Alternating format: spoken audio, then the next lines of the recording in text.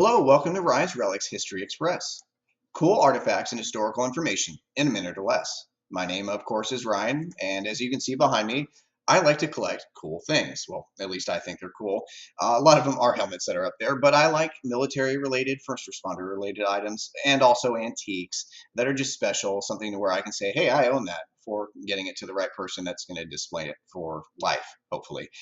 With that being said, I'm going to go against my cardinal rule, which is a minute or less, just to explain what this channel is about, which I did, as well as to explain what the purpose of this is going to be. Now, when I do find these items, I come across some things that are just so darn cool that I'd love to share it with the world, and this series is going to be that.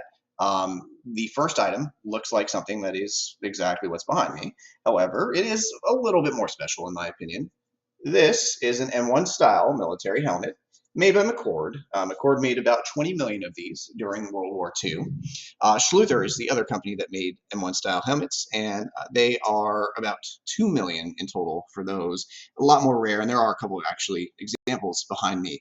Now, it's cool enough that these are fixed Bale, which you can see here, front seam, which makes them pretty darn rare, but even more special, there is a name that is etched in here along with a serial number. Now, I did some research, and during that research, I figured out who this gentleman actually is. This gentleman's name is Leonard Victor Burtzoff. He was born in 1924 and unfortunately did pass in 2002. And this was his assigned helmet during World War II. As you can see on your screen, there's a little bit of information about him. Unfortunately, there was not really too much information online about who he was. But the fact that he owned this helmet, that he wore this helmet during World War II, the fact that we really, unless the stories were passed down to his family, do not know where he was with this helmet and what he did.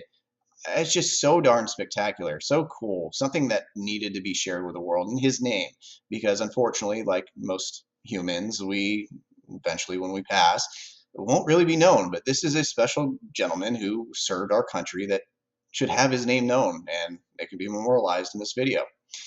With that being said, I do appreciate you watching.